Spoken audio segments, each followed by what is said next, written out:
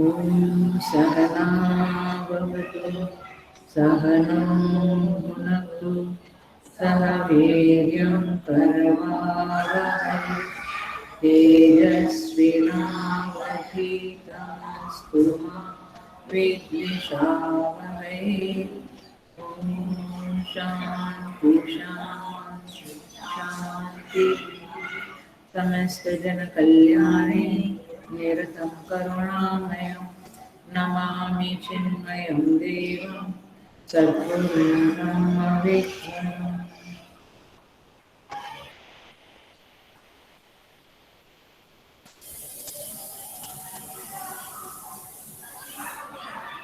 Okay, so I welcome all these Ishavasya online Satsangi people, sadhakas, into this satsang for Ishavasya Upanishad. 10th मंत्र, इनके पास book है वे अपना book लीजिएगा। अन्यदेव आहुर्विद्यया अन्यत् आहुर् अविद्यया इति सुश्रुमधीराणाम् येन तद्विचक्षिरे।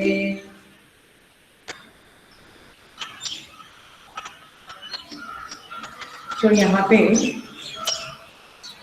श्रुति माता कहती है अन्यत् एव आहुः अविद्यया, माने अविद्या माने कर्म से जो फल है वो कुछ और है, कर्म से जो फल है वो और है। अन्यत् आहुः विद्यया, और विद्या से जो फल है, विद्या माने उपासना के द्वारा जो फल है वो अलग है।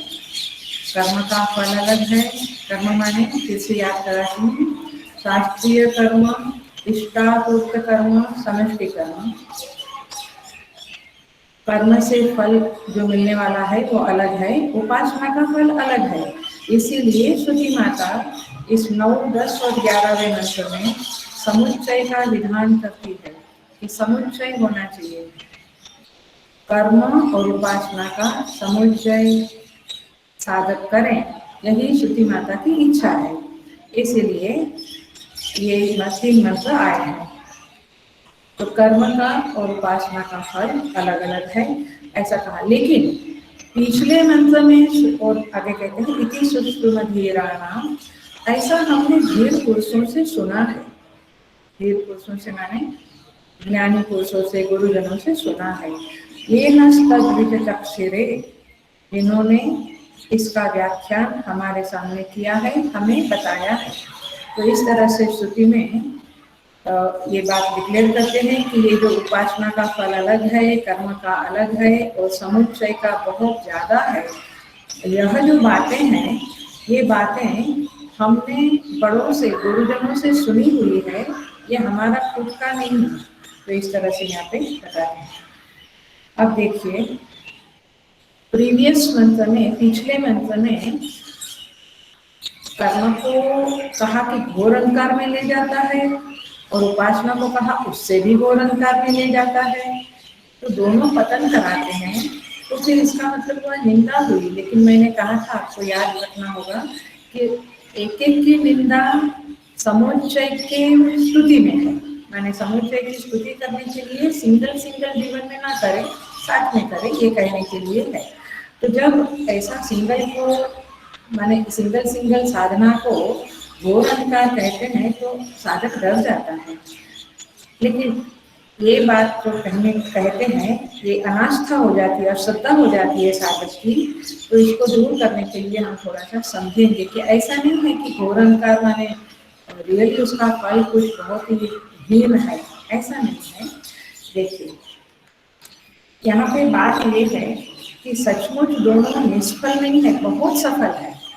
दोनों साधनाएं सफल साधनाएं हैं, क्योंकि दोनों साधनाएं सफल साधना होएगी तब तो श्रुति माता कहती है कि उसका समुच्चय बहुत जबरदस्त है, उसका समुच्चय का फल बहुत ही पावरफुल है, स्ट्रॉन्ग है, महान है। अब आज के क्लास में हम देखेंगे क्या फल है। बट समुच्चय यदि होता है तो यदि सिंगल का माने अंग का, अवयव का कोई फल नहीं तो समुच्चय का फल नहीं हो सकता है। ख्याल में आता है। यदि अवयव निष्फल है तो समुच्चय भी निष्फल ही रहेगा। इसका मतलब ये हुआ कि समुच्चय यदि पावरफुल है तो सिंगल सिंगल भी है तो सही, सफल ही है। वैसे एक रेत का कण होता है, तो रेत में से तेल एक कण में से नहीं निकलता तो सारे समुच्चय से नहीं निकलता है, ये समझा जाता है। अरे देखिए, ऐसे एक तिल में से तेल निकलता है तो सारे समुच्चय से तेल निकलता है। तो समुच्चय कब सार्थक होगा? जब सिंगल में भी कुछ सार्थकता है। ख्याल में आ रहा है ना? तो इसी तरह से जैसे पानी की एक बूंद से मक्खन नहीं निकलता है, उसको विलोड़ने से मक्खन नहीं निकलेगा। तो सारा पानी का समूह सारे बिंदुओं को लेकर भी मक्खन नहीं निकलेगा, लेकिन दूध के एक बूंद में मक्खन रहा है, इसलिए सारे दूध के बूंद से मक्खन अवश्य निकलेगा। तो समुच्चय का बड़ा फल ऐसा जब श्रुति बताती है, इसका मतलब है कि सिंगल सिंगल का भी फल है। और इस मंत्र में कहते हैं अन्यत एव आहु अविद्या, अन्यत एव आहु विद्या। विद्या का फल और है और अविद्या माने कर्म का फल कुछ और है। देखिए, अब ये दोनों को समुच्चय करने को क्यों कहते हैं, इसका एक लौकिक तरह से हम थोड़ा सा बात करें, फिर आगे जाएंगे। इसका तात्पर्य जो श्रुति का है वो ये है कि दो समर्थ व्यक्ति हुएगी तो उसी में शत्रुता भी हो सकती है, उसमें मित्रता भी हो सकती है। एक असमर्थ और एक समर्थ है तो शत्रुता भी नहीं होती, मित्रता भी नहीं होती। दो समर्थ में ही शत्रुता या मित्रता होती है। वैसे कर्म और उपासना, ध्यान रखें, प्लीज बी अटेंटिव। वैसे कर्म और उपासना स्ट्रॉन्ग है, समर्थ है, लेकिन दोनों का समुच्चय बहुत समर्थ है। ये बात यहाँ पे कहना चाहते हैं। जैसे कि हम दुर्गा सप्तशती में जा रहे हैं, अभी नवरात्रि पूरी हुई है, तो दुर्गा सप्तशती में जब शुंभ निशुंभ अपने दूतों को भेजते हैं दुर्गा माँ के पास और कहते हैं कि हमारे साथ विवाह करो, तो दुर्गा क्या जवाब देती है देवी? देखो, वो कहती है यो मां जयति संग्रामे यो मे दर्पं व्यपोहयति यो मे प्रतिबलो लोके समे भर्ता भविष्यति। जो जगदम्बा जवाब देती है, जो मुझे संग्राम में जीतेगा, जो मेरे दर्प का हरण करेगा, जो मेरे जैसा बलवाना होगा, उसी को मैं पति के रूप में पसंद करूंगी। समझ में आ रहा है आपको? माने समान समान के बीच में ही समुच्चय हो सकता है, ये मुख्य बात कहना मैं चाहती हूँ। जानकी जी के विवाह में भी जनक राजा ने क्या शर्त रखी थी? शिव धनुष को तोड़ेगा। मतलब कि वे सीता माता ऐसी महान है तो उसको जो विवाह होना है तो वो भी महान चाहिए। तो समर्थ में ही समुच्चय होता है, ये बात पक्की करो। तो कर्म भी समर्थ है, उपासना भी समर्थ है, और दोनों का समुच्चय की बात इस श्रुति में चल रही है। मतलब कि आप दोनों को जीवन में अपनाओ। देखिए, इसका क्लासिक श्लोक है श्रीमद् भगवत गीता में 9वें अध्याय में है। समुच्चय की बात कर रही हूँ मैं, फिर मैं कर्म का क्या फल है और उपासना का क्या फल है उसके ऊपर आऊंगी। तभी आपको और ज्यादा ध्यान देना होगा, क्योंकि समुच्चय इसका बहुत पावरफुल है। तो गीता कहती है यत् करोषि यदश्नासि यज्जुहोषि ददासि यत् तपस्यसि कौन्तेय तत्कुरुष्व मदर्पणम्। शुभाशुभफलैरेवं मोक्ष्यसे कर्मबन्धनैः संन्यासयोगयुक्तात्मा विमुक्तो मामुपेस्यसि। श्रुति गीता कहती है यत् करोषि यदश्नासि, जो करते हो, जो खाते हो, यज्जुहोषि, जो यज्ञ करते हो, जो तप करते हो, जो दान करते हो, सब कुछ मुझे अर्पण करते हो, इस भावना से करना। माने कर्म भी करो। आप देखो समुच्चय की जो ट्रिकीनेस है, समुच्चय की जो युक्तियां है वो मैं पेश कर रही हूँ। I think you are getting it. आप शायद ये पा रहे हो कि ये क्या चल रहा है क्लास। तो समुच्चय कैसे होता है? आप कुछ कर्म करते हो, यज्ञ करते हो, दान करते हो, तप करते हो, जो भी करते हो, वो परमात्मा को अर्पण करते हो, ऐसी भावना जब रखते हो अथवा इस तरह से जब मन में संकल्प लेते हो, तब क्या होता है, शुभाशुभ फलैरेव, शुभ अशुभ दोनों फल से आप मुक्त हो जाते हो, क्योंकि आपने परमात्मा को कर्म अर्पण कर दिया। अब फल किसको मिलेगा? फल परमात्मा को मिलेगा, उसमें से वो आपको आपके हिस्से का देगा, बहुत बढ़िया होता है, वो देगा, लेकिन आपने तो उसको दे दिया, तो आप कर्म के बंधन से और फल शुभ अशुभ फल से मुक्त हो जाओगे। और श्रुति कहती है संन्यास योग युक्तात्मा विमुक्तो माम उपेस्यसि, और मुझे प्राप्त कर लोगे। मैं उंगली यहाँ रखना चाहती हूँ, माम उपेस्यसि माने आप जरा सा समझ लीजिए, जब कर्म और उपासना दोनों साथ साथ में हुआ, तब क्या बड़ा फल मिला? माम उपेस्यसि, माम उपेस्यसि माने मुझे प्राप्त करोगे।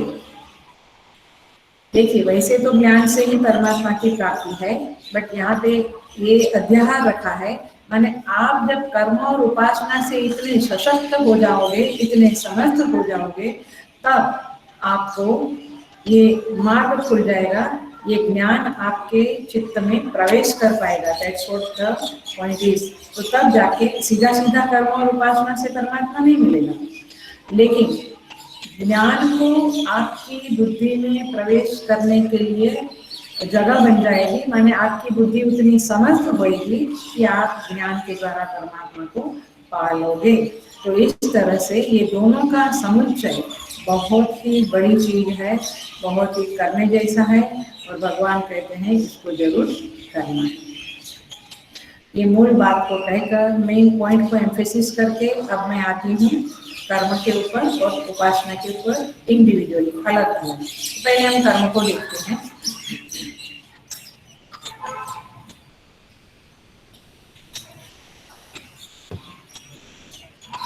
कर्म क्या चीज है? शास्त्रों में कर्म के बारे में बताया है कि कर्म 6 प्रकार के होते हैं, वैसे 5 वैसे 6। कौन से प्रकार होते हैं कर्म के? हम लोग सब जानते हैं, तत्वबोध वगैरह में आता है। कर्म है नित्य कर्म, नैमित्तिक कर्म, याद आ गया होगा, काम्य कर्म, निषिद्ध कर्म, प्रायश्चित कर्म और उपासना कर्म। उपासना ये मानसिक कर्म है, बाकी के 5 शारीरिक कर्म है, माने कायिक कर्म है। तो देखिए, नित्य कर्म क्या है? नित्य कर्म वह है जो करने से कुछ नहीं मिलता है, लेकिन नहीं करने से प्रत्यवाय नाम का दोष लगता है। करने से कुछ नहीं मिलता, लेकिन नहीं करने से प्रत्यवाय नाम का दोष होता है। प्रत्यवाय का अर्थ होता है कि आपको कुछ हानि होगी, कुछ नुकसान होगा। तो नित्य कर्म यदि नहीं किया, मैं डिटेल में नहीं जाऊंगी क्योंकि बहुत बार हमने समझा है इसको, लेकिन जैसे स्नान करना, भोजन करना नित्य कर्म है। नित्य कर्म नहीं करने से कुछ न कुछ हानि होगी, प्रत्यवाय दोष लगेगा। नैमित्तिक कर्म वह है जिसे हम कभी कभी करते हैं, जैसे कहीं शादी में जाते हैं, कभी डेथ हो जाती है तो वहाँ जाना पड़ता है, कभी हॉस्पिटल में जाना पड़ता है, कभी पार्टी में जाना पड़ता है। ये सारी जो चीजें हैं वो नैमित्तिक है, वो किसी निमित्त से होता है, ये नैमित्तिक कर्म होता है। तीसरा कर्म है काम्य कर्म। काम्य कर्म वह है जो आपके अभिष्ट की पूर्ति के लिए होता है। आप कुछ चाहते हैं कि मुझे ये चाहिए, मुझे नई में फेम चाहिए, मुझे गाड़ी बंगलो चाहिए, मुझे पुत्र चाहिए, मुझे विवाह चाहिए, जो चाहिए उसके लिए जो आप कर्म करते हैं वो काम्य कर्म है। निषिद्ध कर्म, निषिद्ध कर्म यह है जो आप अभिष्ट चाहते हैं आपके जीवन में, उसके लिए जो साधन अपनाते हैं वो साधन आपका अनिष्ट कर देता है, तब उस कर्म को निषिद्ध कर्म कहते हैं। माने निषिद्ध कर्म वह है जिससे आपका अनिष्ट हो जाता है, आपका कुछ बिगड़ जाता है, आपके कुछ नुकसान हो जाता है, इसको अनिष्ट कर्म कहेंगे। जो शास्त्र ने जिसको मना किया है उसे निषिद्ध कर्म कहेंगे। 5वां है प्रायश्चित कर्म।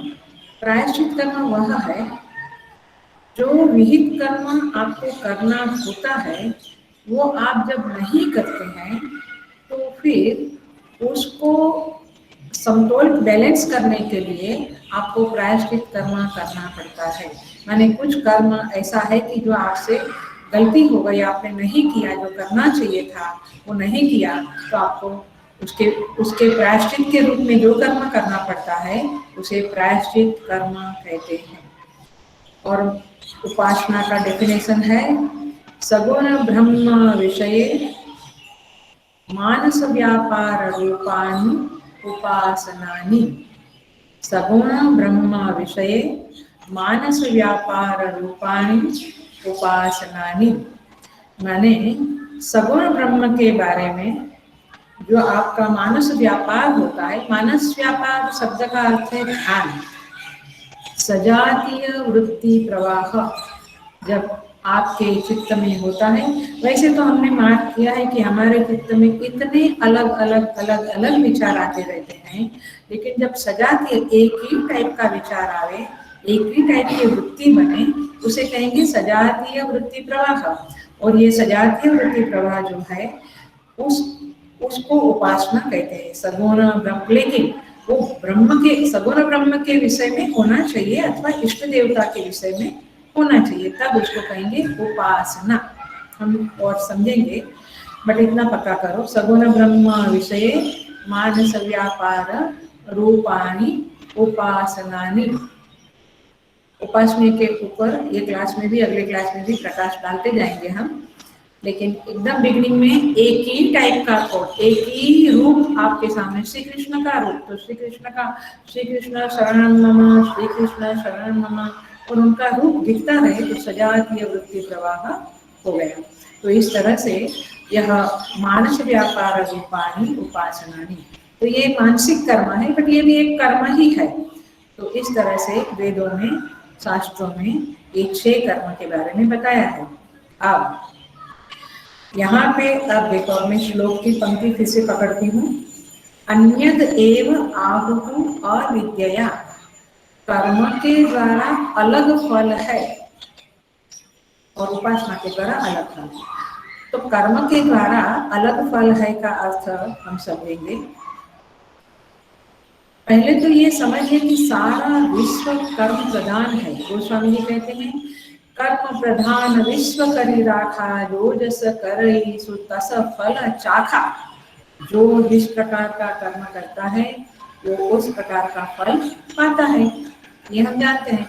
बट कर्म प्रधान, सारा जगत कर्म प्रधान है, इसलिए कर्म को तो छोड़ना नहीं है, वो घोर अंधकार में ले जाता है। ऐसा क्यों कहा? क्योंकि आपने उसके साथ उपासना नहीं की, इसलिए सुखी माता ऐसा कहती है। अगेन अगेन मैं ये बात कहती हूँ, केवल कर्म नुकसानकारी नहीं है, समर्थ है, केवल उपासना भी समर्थ है, लेकिन दोनों इंडिविजुअली अच्छे हैं, लेकिन उनका समुच्चय बहुत समर्थ है। तो देखिए, जिंदगी में दोनों साथ में करना चाहिए, ये मुख्य बात है। देखिए, कर्म जो होता है उसमें एक थोड़ा सा ध्यान रखना है। गीता जी कहती है, आपने सुना है गीता में, कर्म कर्म कर्म एव कर्मणा एव बोद्धव्यम, विकर्मणा एव बोद्धव्यम, अकर्मणा एव बोद्धव्यम, कर्मणा गहनो गति। कर्म की गति बड़ी गहन है, तो कर्म क्या है, विकर्म क्या है, अकर्म क्या है, ये समझना है, और उसके मुताबिक उसका फल आपको मिलता है। क्योंकि जब आप कर्म एक तरह से करोगे, माने उपासना के साथ करोगे, तो आपको उसका एक फल मिलेगा, और अलग करोगे तो उसका एक और फल मिलेगा। तो देखिए, अभी जरा सा हम देखते हैं, और समष्टि के लिए करोगे तो अलग फल मिलेगा, और स्वयं के लिए, व्यष्टि के लिए, खुद के स्वार्थ के लिए करोगे तो अलग फल मिलेगा। आप आर यू गेटिंग? ख्याल में आ रहा है आप लोगों को कि कर्म एक बहुत जबरदस्त चीज है जीवन में, और इसलिए उसको बहुत अच्छी तरह से समझना है। तो कर्म एक तरह से करने से वो प्रशस्त कर्म बन जाता है, मतलब उत्कृष्ट होता है, एक तरह से करने से हीन होता है। जैसे आप प्रवचन कर रही हूँ मैं, प्रवचन जो करते हैं, तो प्रवचन परमात्मा की पूजा के लिए, सेवा के लिए है, समष्टि को ज्ञान प्रदान करना है, ईश्वर का कार्य है। इसके लिए है, शास्त्र का प्रचार करना है इसके लिए है, तो उसका एक फल है। और उससे मुझे धन मिले, नेम फेम मिले, वाह मिले, तो उसका अलग फल होता है। तो दोनों थोड़ा सा कर्म में फेरबदल करने से कर्म का फल बदल जाता है। देखिए, श्री रामकृष्ण परमहंस काली माँ की पूजा करते थे।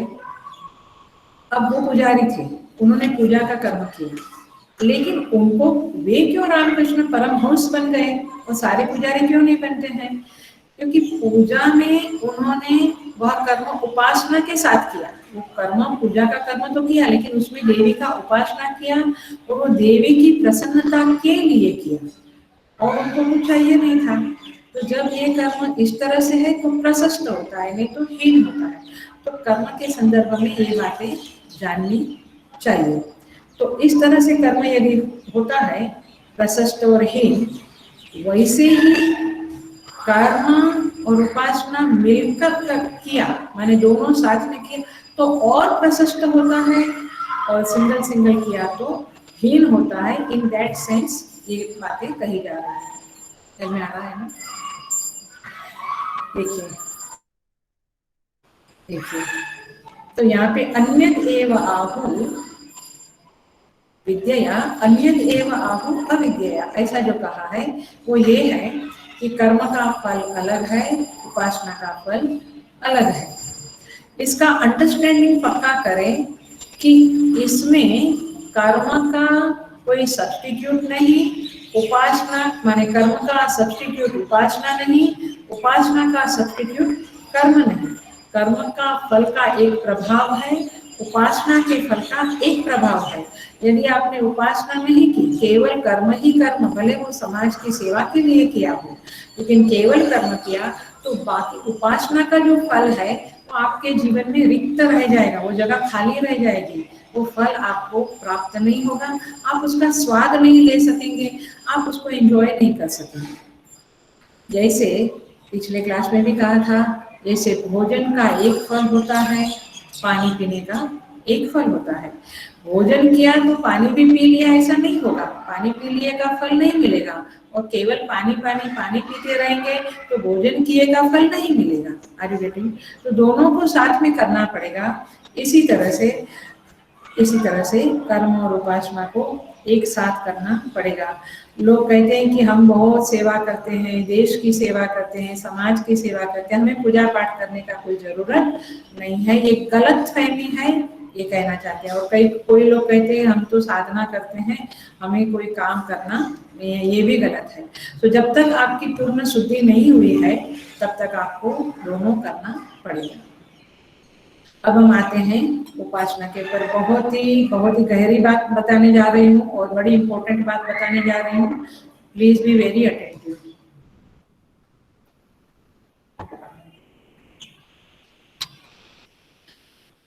वेदांत सार में जो सदानंद स्वामी का लिखा हुआ है, वहां पे कहते हैं एतेषां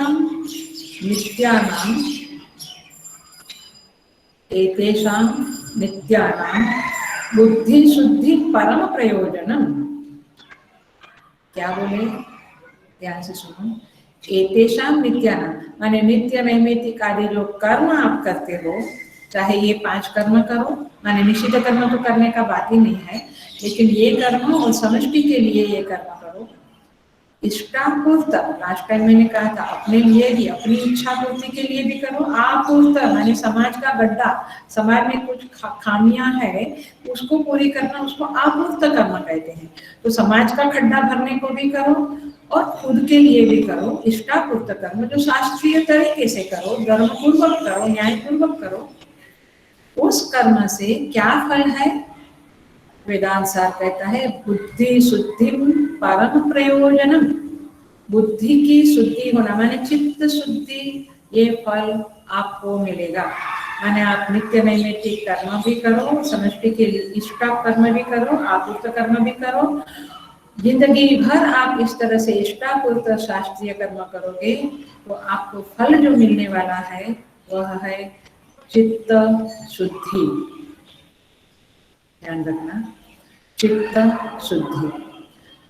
आगे कहते हैं उपासना नाम तू, उपासना नाम तू, उपासना से क्या फल मिलेगा? चित्त एकाग्रम, चित्त की एकाग्रता मिलेगी। क्या मिलेगा? चित्त की एकाग्रता मिलेगी। एक तरफ कर्म से आपको चित्त शुद्धि मिलेगी, एक तरफ उपासना से आपको चित्त की एकाग्रता मिलेगी। क्योंकि आप का जो अंतःकरण है उसमें दो दोष है, एक मल है और एक चंचलता है। मल नाम का दोष जब हट जाता है, नष्ट हो जाता है, तो चित्त शुद्धि होती है, और चंचलता नष्ट होती है तो चित्त एकाग्रता होती है। तो ये दोनों दोषों को नष्ट करेंगे तब आपका अंतःकरण ज्ञान को प्राप्त करने के लिए तत्प्राप्ति उपाय, उस ज्ञान की प्राप्ति के उपाय के लिए सक्षम हो जाता है। Now you are getting, I think so. अब ख्याल में आ रहा है कि दोनों क्यों चाहिए? क्योंकि जब तक एक मल बना रहता है तब तक ज्ञान को प्रवेश होने में संभावना नहीं बनती है। अंतःकरण में दो दोष है, मला और ऐसे आवरण दोष है, वो तीसरा दोष है, वो ज्ञान से मिटता है। लेकिन पहले दो दोष जो आपको साफ करने हैं, निवृत्त करने हैं, वो क्या है? मल और चंचलता है। तो मलदोष की निवृत्ति कैसे होगी? कर्म के द्वारा, इष्टापूर्त शास्त्रीय कर्म के द्वारा मलदोष की निवृत्ति होगी और बुद्धि शुद्धि माने चित्त शुद्धि होगी। और जब आप उपासना करेंगे तो आपकी चंचलता की निवृत्ति होगी और आपको चित्त एकाग्रता की प्राप्ति होगी। चल में आना है, जब दोनों आपका दोष निवृत्त होगा, ये दोनों का समुच्चय होगा, मैंने जीवन में ये दोनों आप फॉलो करेंगे, दोनों साधनाओं को, तब जाकर आपका अंतःकरण ज्ञान प्राप्ति के लिए समर्थ होगा। इसलिए भगवान भाष्यकार गीता में कहीं तो लिखते हैं तत्प्राप्ति उपाय, माने उस ज्ञान की प्राप्ति के उपाय में ये विद्या, अविद्या, कर्म और उपासना का समुच्चय करना बहुत जरूरी है। और देखो, मैं पिछले क्लास में चली जाती हूँ। हमने कहा था, मैंने श्रुति माता ने कहा था कि उपासना और घोर अंधकार में ले जाती है। अब आपको समझना है, आज के इस पॉइंट से, इस प्रसंग से समझ में आ रहा है कि केवल शुद्धि हुई लेकिन एकाग्रता नहीं हुई। माने केवल आप केवल उपासना करते हो लेकिन शुद्धि नहीं हुई है कर्म के द्वारा, तो फिर एकाग्रता कैसे आएगी? Are you getting? ख्याल में आ रहा है? पकड़ में आ रहा है आप लोगों को? तो तात्पर्य ये है कि घोर अंधकार में ले जाएगी। इसका मतलब है कि आपकी उपासना व्यर्थ जाएगी माय डियर। आपकी उपासना जितना आप प्रयत्न करते हो उस अंश में सफल नहीं हो पाएगी, क्योंकि शुद्धि हुई नहीं है। बार बार एकाग्रता की कोशिशें करने के बावजूद वो गिर जाती है, वो मन चंचल बन जाता है, क्योंकि शुद्धि नहीं हुई है। इसलिए शुद्धि भी होनी जरूरी है और एकाग्रता भी होनी जरूरी है। हमारे अंतःकरण में ये दो दोष है, दोनों की निवृत्ति कर्म और उपासना के समुच्चय से होगी। इसलिए उसी वेदांत सार में, उसी उपासना के संदर्भ में सदानंद स्वामी जी कहते हैं, तमेतम वेदानुवचनेन ब्राह्मणा विविदिशन्ति यज्ञेन। कहते तम एतम माने उस आत्मा को ब्राह्मणाः विविदिशन्ति, ब्राह्मण लोग उसकी शोध करते हैं, उसकी जिज्ञासा करते हैं। कैसे? यज्ञेन तप के द्वारा, यज्ञ के द्वारा, अनाशकेन उपवास के द्वारा, माने शरीर को तपाकर। तात्पर्य यह है तमेतु वेदानुवचनेन, और वेद के वचन से माने वेद के ज्ञान से और यज्ञ से, तप से, एटसेट्रा से यह साधक बाद में उस आत्मा को पाने के लिए, उस जिज्ञासा को करने के लिए समर्थ हो जाता है। अभी आप सोचो हमें किसकी जिज्ञासा है? मैं बहुत लौकिक में नहीं जाऊंगी, लेकिन आप अपने अंदर सोचिए कि हम जिज्ञासा किसकी करते हैं। क्या वेदर है, क्या है, you know what kind of जिज्ञासा भी है।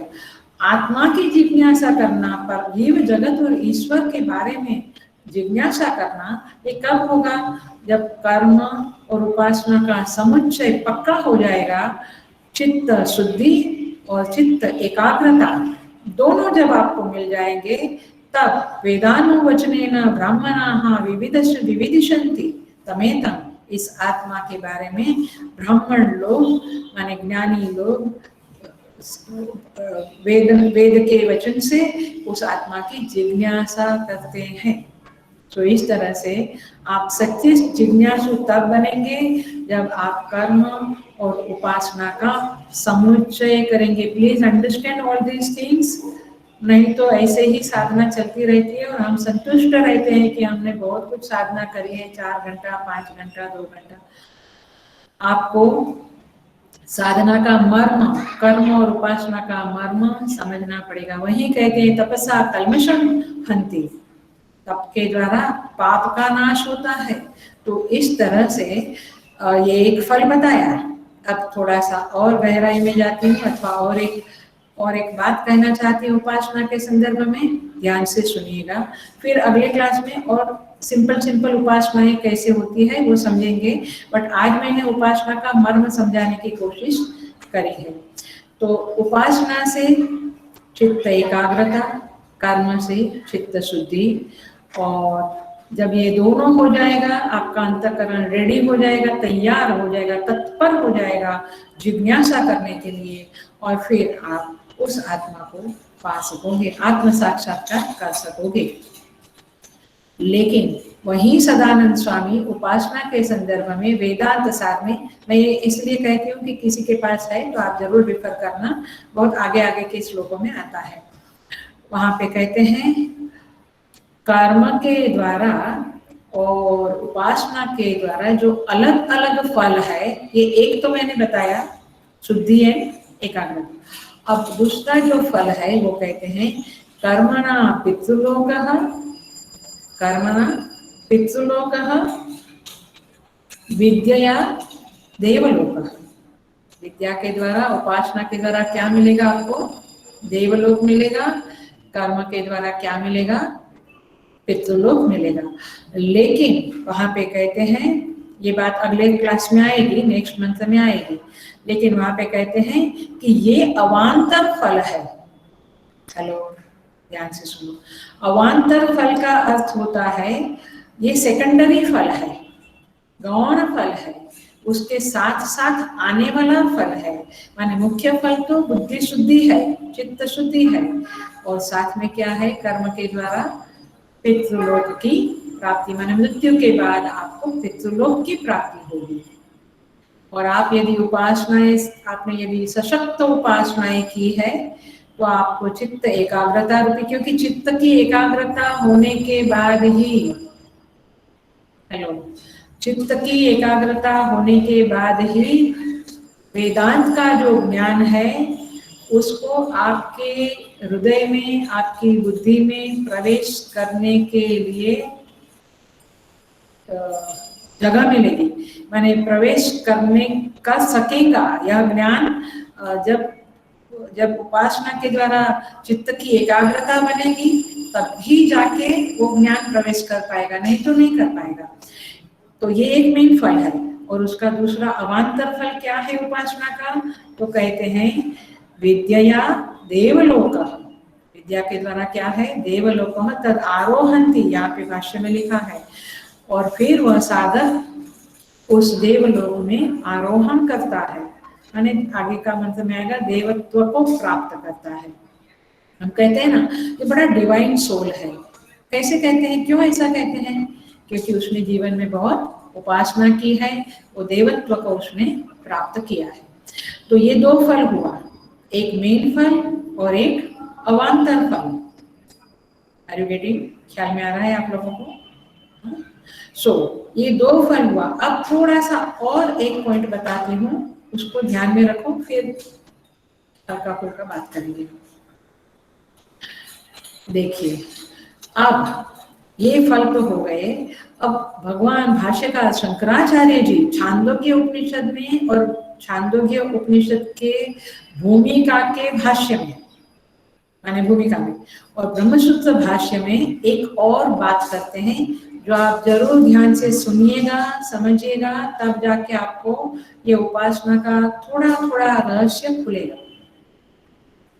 क्या कहते हैं भाष्यकार छांदोग्य और ब्रह्मसूत्र के भाष्य में? भाष्यकार कहते हैं कि उपासना का एक और फल भी है। क्या फल है वह? वे कहते हैं कि उपासना के द्वारा कर्म फल की समृद्धि होती है। हेलो, ध्यान से सुनना। कर्म फल की समृद्धि होती है, माने मुझे ये जो इस कर्म के द्वारा ये कर्म माने इस कर्म के द्वारा कर्म का ये फल मिलने वाला था, तो वो फल उपासना के कारण समृद्ध हो जाता है। अरे बेटी, आई थिंक ख्याल में आ रहा है? Am I able to convey? तो भाष्यकार कहते हैं कि उपासना का वो जो फल है, माने आप कहेंगे अरे चित्त एकाग्रता फल है, फिर पितृलोक फल है, तो ये भी एक फल है कि उपासना के द्वारा, मैं उपासना की बात करती हूँ, कर्म की नहीं कर रही हूँ, आप ध्यान से सुनना, मैं उपासना पे ही चल रही हूँ अभी। तो उपासना के द्वारा कर्म फल की समृद्धि होती है, नंबर 1। और नंबर 2, भगवान भाष्यकार कहते हैं उपासना के द्वारा लौकिक और पारलौकिक अभ्युदय का आपादन होता है। ये सदानंद स्वामी के वेदांत सार में लिखा हुआ है। क्या होता है? उपासना के द्वारा कर्मफल की समृद्धि होती है। और क्या होता है? ये भगवान भाष्यकार कहते हैं, सदानंद जी ने उनको रिफर किया है वहां पे, मैंने उसकी कमेंट्री में। और क्या होता है? लौकिक और पारलौकिक अभ्युदय का आपादन। आपादन माने वो आपको मिलता है, वो आपके जीवन में आता है। क्या? अभ्युदय। अभ्युदय माने प्रोग्रेस, अपलिफ्टमेंट, उत्कर्ष, उत्कृष्टता आपके जीवन में आती है। तो लौकिक अभ्युदय भी होता है, पारलौकिक अभ्युदय भी होता है, ये भगवान भाष्यकार कहते हैं। लेकिन अब एकदम क्या कहेंगे, जिस्ट वाली बात कर रही हूं मैं, लेकिन अब इसका फर्क समझे हम। फर्क क्या है? जो सदानंद स्वामी ने शास्त्रों को उद्धरण करके कहा है कि उपासना से चित्त एकाग्रता मिलती है, और भाष्यकार ने कहा कि कर्मफल की समृद्धि होती है और लौकिक पारलौकिक अभ्युदय होता है, तो दोनों में क्या फर्क है? तो देखिए, इसका जो मर्म है वो यह है कि भाष्यकार ने जो फल बताया है वह फल सकाम उपासना का है। हेलो, बिल्कुल पकड़ लेना इस पॉइंट को, ये बहुत ही जबरदस्त पॉइंट है। भाष्यकार ने जो फल बताया वह भी उपासना का फल है, अवश्य वह फल है, लेकिन वो कौन सी उपासना का फल है? सकाम उपासना का फल। सदानंद स्वामी ने जो फल बताया उपासना नाम तु चित्त एकाग्र्यम, वो निष्काम उपासना का फल है। आया? अब हम कहते हैं, लौकिक बोलना पड़ रहा है समझाने के लिए, कि हम तो इतना जब तक करते हैं कुछ हो नहीं रहा है।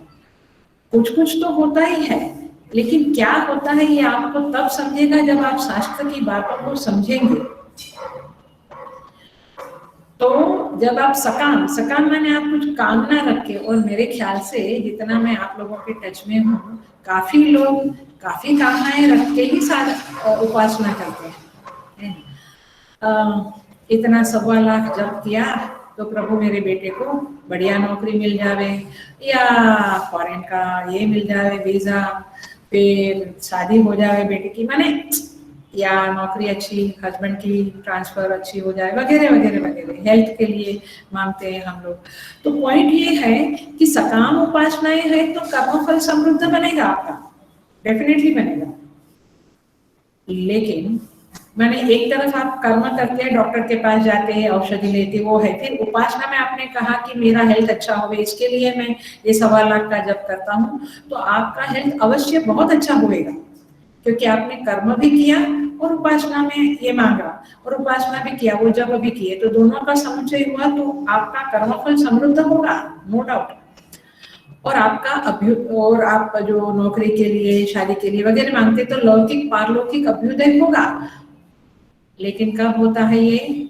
जब आप सकाम उपासना करते हैं तब ये सब मिलेगा। लेकिन जब आप निष्काम उपासना करते हैं, निष्काम माने प्रभु प्रीत्यर्थे, ईश्वर प्रीत्यर्थे, केवल अध्यात्म में अपलिफ्टमेंट के लिए, न कि इस जगत में, इस दुनिया में अभ्युदय के लिए आप मांगते हो, निष्कामता से साधना करते हो, उपासना करते हो, तब क्या होता है? चित्त की एकाग्रता बढ़ती है, आप मेधावी बनते हो, आप शास्त्र की बातों को बहुत अच्छी तरह से समझ लेते हो। कई लोग ये क्लासेस अटेंड नहीं कर पाते हैं, बोलते हैं हेडेक होता है, सर चकरा जाता है, ये क्या बातें हो रही है। इट्स ओनली बिकॉज कि चित्त में शुद्धि भी नहीं हुई है इनफ, और एकाग्रता का तो नाम ही नहीं है। क्योंकि चित्त एकाग्र होगा तब आपको शास्त्र की बातें मीठी लगेगी, शास्त्र की बातों में रस आएगा, और शास्त्र की बातें ही वास्तव में बातें हैं, बाकी का तो सब व्यर्थ है, ऐसा आपको कन्विक्शन हो जाएगा। ख्याल में आ रहा है? इसीलिए क्योंकि चित्त एकाग्रता माने आपने फोकस या कॉन्सेंट्रेशन नहीं समझना, वो तो है, चलो वो सुपरफिशियल है। लेकिन चित्त एकाग्रता का अर्थ ये होता है कि जो बात सुनी जाती है, जो देखा जाता है, उसको समझने की मेधा शक्ति, सामर्थ्य, उसको धारण करने की शक्ति, उसको क्लैरिटी, उसके बारे में क्लैरिटी होना, वो ज्ञान प्रकाशित हो जाना, इसे कहते हैं चित्त एकाग्रता।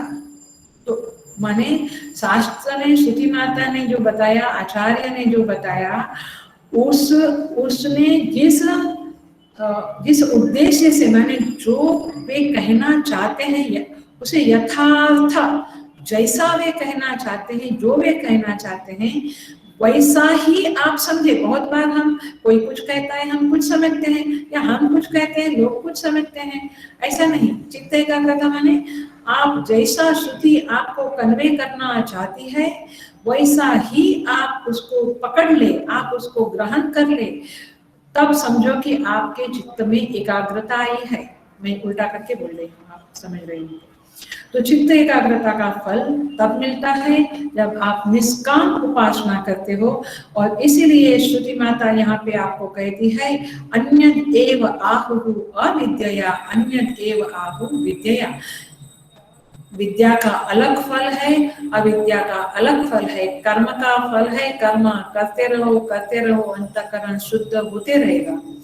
और उपासना का फल है, आपको अभ्युदय होगा इस जगत के लौकिक पदार्थों में, लौकिक name, fame, money, this that, सब में आपका कर्मफल रिच होगा, समृद्ध होगा, और पारलौकिक अभ्युदय भी होगा। और यदि निष्काम उपासना की तो आपका चित्त एकाग्रता होगी। आप इस जगत को जैसा है वैसा देखने में समर्थ हो जाओगे, यथार्थ ग्रहण करने की सामर्थ्य आप में आ जाएगी। इसको कहते हैं चित्त एकाग्रता। तो I think we are not very clear, but somewhat we are clear कि हम कर्म का क्या फल है। मैंने इस श्लोक को, जो मैं इस मंत्र को जो मैं डील कर रही हूँ, अन्य देवाहु माने कर्म का एक फल है, उपासना का और एक फल है। ये थोड़ा बहुत whatever I understand मैंने आपको कन्वे करने की कोशिश की है, आप इसको समझना। लेकिन भोजन और पानी को याद रखना, वैसे भोजन की भी जरूरत है, पानी की भी जरूरत है, वैसे ये दोनों की जरूरत है। और दोनों का समुच्चय होने से ही, वैसे कहती हूँ बार बार, ज्ञान को, वेदांत के ज्ञान को ग्रहण करने की सक्षमता हमारे अंदर आएगी। इसलिए श्रुति माता करुणा से कहती है कि दोनों का समुच्चय करो। कहते हैं इति सुश्रुम धीराणाम ये नस्तद विचचक्षिरे, ऐसा हमने धीर पुरुषों से सुना है, जिन्होंने हमारे प्रति उसकी व्याख्या की है। व्याख्या की है माने हमें समझाया है। तो देखिए, सुश्रुम शब्द का अर्थ है आचार्य मुख से श्रवण करना, सुश्रुम माने सुना है, ये शब्द का कन्वे होता है आचार्य मुख से श्रवण करना, पढ़कर नहीं। स्वामी जी हमेशा कहते थे पढ़कर नहीं, पढ़ के ज्ञान नहीं मिलता है, श्रवण से ज्ञान मिलता है। इसलिए हमारे यहाँ वेदांत कोर्स होते हैं, काफी कुछ होता है। आचार्य मुख से श्रवण करना नंबर 1, और ज्ञान परंपरा माने परंपरा से श्रवण करना, किधर से कुछ भी श्रवण करना नहीं। एक परंपरा होती है, जैसे वेदांत परंपरा, शंकराचार्य परंपरा, मध्वाचार्य परंपरा, माने आप एक परंपरा से श्रवण कीजिए, कुछ इधर से कुछ उधर से किधर से, ऐसा श्रवण करने से कुछ खास होने वाला नहीं है। इसलिए आचार्य मुख से श्रवण और परंपरा से श्रवण करने की महत्ता को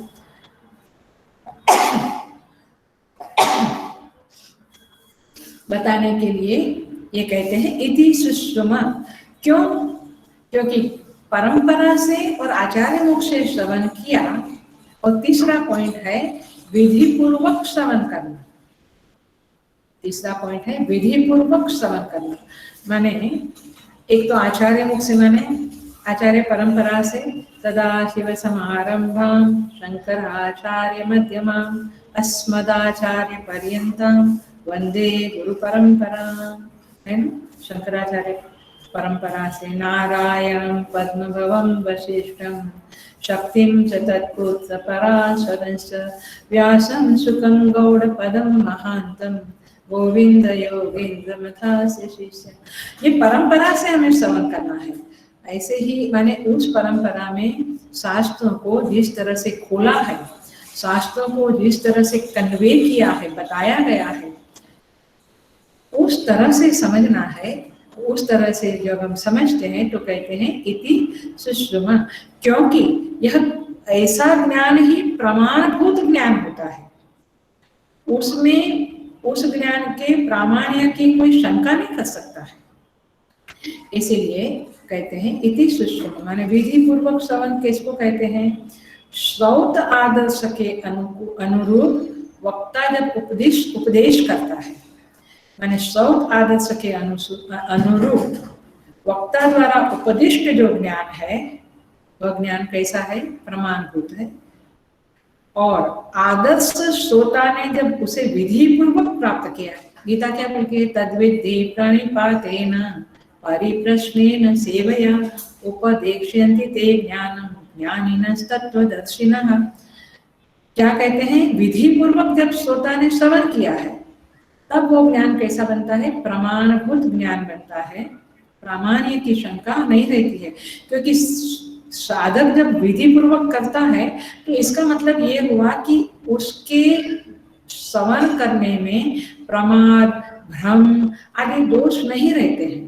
ये दोष रहित श्रवण, कभी सुना होगा आपने कि श्रवण में भी दोष रहता है, तो श्रवण भी दोष रहित करना है। और वक्ता को, जो स्पीकर है माने जो ज्ञान परंपरा है, वहां से सुश्रुमा, वहां से सुनना है। तो एक डेडिकेशन होना चाहिए। इसको कहते हैं, एक निष्ठा कहते हैं, एक डेडिकेशन कहते हैं, एक क्या बोलेंगे, फ्लो ऑफ थॉट्स जो है, वो फ्लो ऑफ थॉट्स हमेशा एक ही तरह से होता है तो वो ज्ञान हम अच्छी तरह से ग्रहण कर सकते हैं। लेकिन सो मेनी थॉट फ्लो होते हैं तो उस ज्ञान में बहुत दम नहीं रहता है। तो तात्पर्य ये हुआ कि इस तरह से ये ज्ञान ग्रहण करना है। इति सुश्रुमा धीरानाम, किससे सुनाए हमने? धीरानाम। धीर पुरुष का अर्थ, धीर शब्द बहुत कठोपनिषद हमने अभी थाना में लिया था क्लास में, याद आता होगा आप लोगों को, थाना के स्टूडेंट्स को, कितनी बार धीर शब्द आया कठोपनिषद में। सो धीर शब्द का अर्थ है धीमंताः धीराः। जो धीमंत है, धीमंत का अर्थ होता है बुद्धिमान। जो बुद्धिमान लोग है उसे धीर पुरुष कहते हैं, क्योंकि बुद्धिमान लोग ही धीर होते हैं और धीर पुरुष उसी को कहा जाता है जो बुद्धिमान है। तो धीमंताः धीराः अतिशय बुद्धि जिनमें है, सामान्य नहीं, अतिशय बुद्धि जिसमें है उसे धीर कहते हैं। नंबर 1 मैं 2-4 डेफिनेशन देती हूँ और बाद में हम पूरा करेंगे। दूसरा डेफिनेशन है धीर शब्द का, धियम राति विषयेभ्यः इति धीराः। धियम राति विषयेभ्यः, जो अपनी बुद्धि को विषय से परावर्तित कर डाले, माने जितना जरूरत है उतना विषय को हमें संपर्क रखना है, बट पूरा समय विषय में ही चिंतन न करे, जब चाहे तब विषय से मन को हटा सके, ऐसे व्यक्ति को धीर पुरुष कहते हैं। धियम राति विषयेभ्यः इति।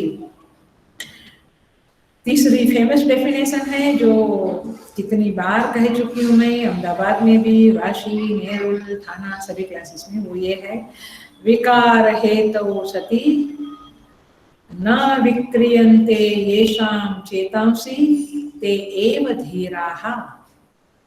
विकार हेतौ सति, विकार के प्रसंग माने डिस्टर्बेंस के प्रसंग उत्पन्न होने पर भी येषां चेतांसि न विक्रियन्ते, जिनके चित्त में विकार उत्पन्न नहीं होता है, जो डिस्टर्ब नहीं होते हैं, वे धीर पुरुष कहे जाते हैं। माने सिचुएशंस को संभाल लेने की जिसकी सामर्थ्य होती है, वे धीर पुरुष कहे जाते हैं।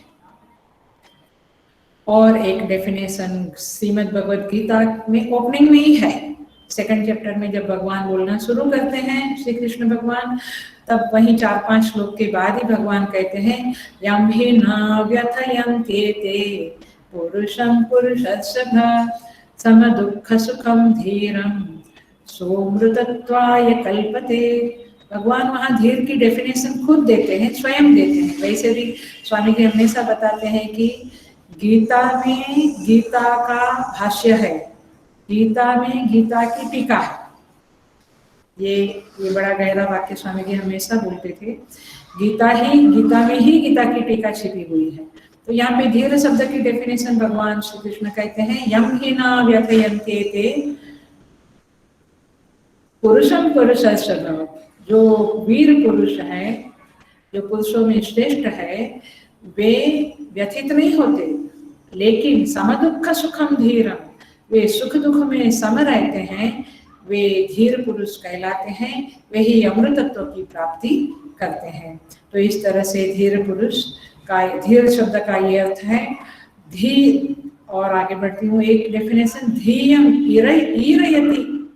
ईरयन्ति इति धीराः, माने धीयम माने बुद्धि, धियो यो न प्रचोदयात्, धीय माने बुद्धि, बुद्धि को जो प्रेरित करे, ईरयति माने प्रेरित करे, ईरित करे, माने धीर पुरुष वह है जो दूसरों की बुद्धि को भी प्रेरित करे, माने संसार में डूबी हुई बुद्धि को, साधक की बुद्धि को जो उखाड़कर परमात्मा में लगावे, ऐसे प्रेरणा देने वाले, ऐसे प्रेरित करने वाले, जिनकी वाणी हृदय स्पर्शी होवे, ऐसे पुरुष को धीर पुरुष कहते हैं। उनको विवेक चूड़ामणि में कहते हैं, शांतो महांतो निवसन्ति धन्याः वसंतवत् लोक हितम चरन्तः, माने लोक हित के लिए ये लोग घूमते रहते, परिभ्रमण करते रहते हैं, परिव्रजन करते रहते हैं, परिव्राजक बन के रहते हैं और लोगों की बुद्धि को प्रेरित करते रहते हैं, वे धीर पुरुष कहे जाते हैं। तो इस तरह से इस श्लोक को हम डील किया है थोड़ा बहुत। अन्यदेव आहु विद्यया अन्यदाहु अविद्यया इति सुषुम धीरानाम येनस्तत् विचक्षिरे। इस तरह से यहाँ पे ये फल बताया है कि कर्म का क्या फल है। हमने देखा बुद्धि शुद्धि, उपासना का फल है चित्त एकाग्र, और कर्मणा पितृलोक, विद्या देवलोक। फिर भाष्यकार ने बताया कर्म फल की समृद्धि, लौकिक पारलौकिक अभ्युदय, ये सारे उपासना के फल है। ये सकाम उपासना के फल है और निष्काम उपासना का फल है चित्त की एकाग्रता। तो इस तरह से यहाँ पे कुछ कर्म और उपासना को हमने डील किया और हमने धीर शब्द और सुषुम शब्द को समझा। और समुच्चय का क्या फल होता है यह भी हमने समझा। और बिगिनिंग में हमने ये समझा कि घोर अंधकार में जाते हैं माने उसको नहीं करना ऐसा नहीं है, लेकिन सिंगल सिंगल करने से आपको ज्यादा फायदा नहीं है, आपको बहुत प्रगति नहीं होगी, ये बात बताना चाहते थे। मैं एक बीज डाल देती हूँ अगले क्लास के लिए और फिर पूरा करती हूँ। I'll take 3-4 minutes more। उपासना शब्द का क्या अर्थ है? इतना अभी हमने फल देखा, लेकिन उपासना एग्जैक्टली क्या है ये नहीं देखा, राइट? उपासना का फल देखा, कर्म का फल देखा, कर्म क्या है वो थोड़ा बहुत देखा हमने, लेकिन और कर्म को डील कैसे करना वो देखा, लेकिन उपासना एग्जैक्टली क्या है, what exactly you understand as upasana. तो उपासना शब्द का अर्थ है उप प्लस आसन। उप माने समीप में, पास में, आसन माने बैठना। पास में, भगवान के पास में बैठना, उसको उपासना कहते हैं। वेरी वेरी सिंपल लौकिक अर्थ बताती, माने एकदम डाउन टू अर्थ वाला मीनिंग बताती हूँ। तो जब हम मंदिर में जाते हैं तो भगवान के पास बैठते हैं, थोड़ा पाठ करते हैं, जप करते हैं, ध्यान करते हैं या दर्शन करते हैं। तो परमात्मा के पास जो हमारा बैठना है वह भी उपासना है। हेलो, माने मंदिर में जाना बेकार है ऐसा नहीं बोलना, वह भी उपासना है। वह फिजिकली शारीरिक तरह से हम वहां जाते हैं और मानसिक तरह से भी जुड़ते हैं। लेकिन और एक उपासना का अर्थ है मन के द्वारा परमात्मा के पास बैठना या इष्ट देव के पास बैठना, उपासना। इष्ट देव के पास या परमात्मा के पास मन के द्वारा बैठना, माने मन से बैठना, not only physically. Many times we are physically sitting but mind is somewhere, तो उसको तो एक वो है उपासना, वो एक मोटे मोटे तौर पे उपासना है, बट मानसिक तैयार बैठना। और इसका एक क्लासिक एक सॉलिड डेफिनेशन मैं आपको देती हूँ जिसको आप कभी नहीं भूलना। और अपनी उपासना को इस मापदंड से तौलना प्लीज, तब आपको उपासना क्लियर होगी। उसका सूत्र है उपासना का, उसको हम अगले क्लास में और अच्छी तरह से समझेंगे, पूरा उपासना के बारे में ही ज्यादा समझेंगे। लेकिन अभी मैं उसका बीज डालती हूँ। उसका सूत्र है तज्जपः तदर्थ भावनम। तज्जपः तद अर्थ भावनम। तत् माने इष्ट देवता अथवा परमेश्वर, ईश्वर। इष्ट देवता का अथवा परमेश्वर का माने ईश्वर का जप। जप माने नाम जप, मंत्र जप लेना, जैसे ओम नमः शिवाय एटसेट्रा, ओम नमो भगवते वासुदेवाय एटसेट्रा। मंत्र जप, नाम जप। तद जपः तद अर्थ भावनम। अर्थ का अंडरस्टैंडिंग है शास्त्र में, बम्बई में तो मैं बहुत बार बोल चुकी हूँ, वहां का याद नहीं है। अर्थ माने ऑब्जेक्ट, विषय, आकार, रूप, माने वो इष्ट देवता का जो रूप है, माने वो इष्ट देवता जो विषय है। जैसे मैं ये ग्लास है, ये मैं ग्लास शब्द बोला वो नाम हुआ, लेकिन ये क्या है उसका विषय, माने ये ऑब्जेक्ट है, ग्लास ऑब्जेक्ट है और ग्लास शब्द बोला वो नाम है। वैसे उस परमात्मा का या इष्ट देवता का नाम लेना और उसके अर्थ का माने उस विषय का माने उसके रूप का ध्यान करना। भावन करना माने भावना करना, उनका बार बार उनको सजातीय वृत्ति प्रवाह से उसका ध्यान करना, ये है उपासना। प्लीज अंडरस्टैंड, उपासना शब्द का अर्थ समझ में आया? तज्जपः तदर्थ भावनम, उसका नाम लेना और उसका भावन करना, ध्यान करना, उसके रूप का ध्यान करना, इसको उपासना कहते हैं। और इसीलिए एक और बात कहती हूँ, अगले क्लास में जरूर कहूंगी, लेकिन इसीलिए जो वेदांत की माने वैदिक उपासनाएं जो है, और जो योग की हठ योग माने योग की उपासनाएं है, माने वो अलग अलग है। योग का जो ध्यान है और वेद में जो उपासना है उसमें जो ध्यान है वो अलग है। हेलो, वो अलग है। किस तरह से अलग है? क्योंकि यहाँ पे जो ध्यान है वो ध्यान केवल नहीं है, ध्यान रखना, वो उपासना के अंतर्गत नाम और ध्यान दोनों आते हैं। वेदांत में, वैदिक साधना में, वैदिक उपासना में नाम और ध्यान, नेम एंड फॉर्म दोनों साथ में आता है, और वो भी इष्ट देवता और परमेश्वर का।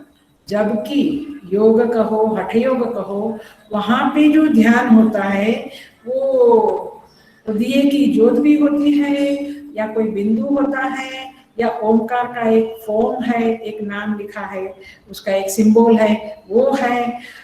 तो वो द्रव्य में ध्यान है। Are you getting? या तो सहस्रार में है, या नाभि में है, वगैरह वगैरह। तो वो जड़ में ध्यान है, जबकि उपासना में इष्ट देवता और परमात्मा में ध्यान है। ये बात ध्यान रखिएगा। पकड़ में आ रहा है या नहीं? इसके बारे में और फिर से देखेंगे।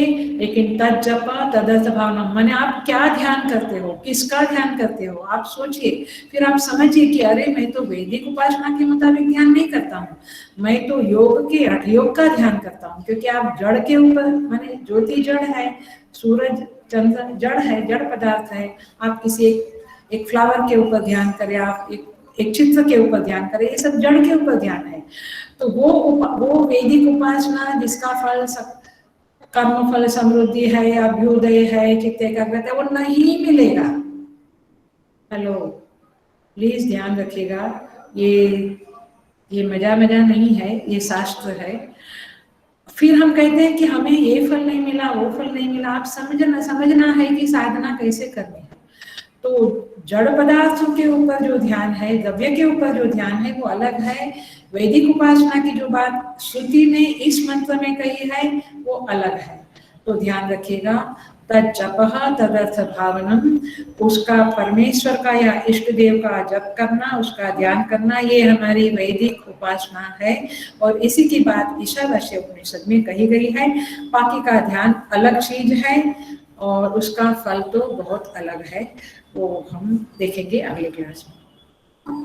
ओम पूर्णमदः पूर्णमिदं पूर्णात् पूर्णमुदच्यते पूर्णस्य पूर्णमादाय पूर्णमेवावशिष्यते। ओम शांति शांति शांति। हरि ओम। श्री गुरुभ्यो नमः। Hari Om. Thank you so much for listening to this talk. भगवान हमें उपासना के सच्चे मार्ग के ऊपर आरूढ़ करें और आरूढ़ रखें, यही प्रार्थना के साथ। Hari Om everybody. Thank you. Hari.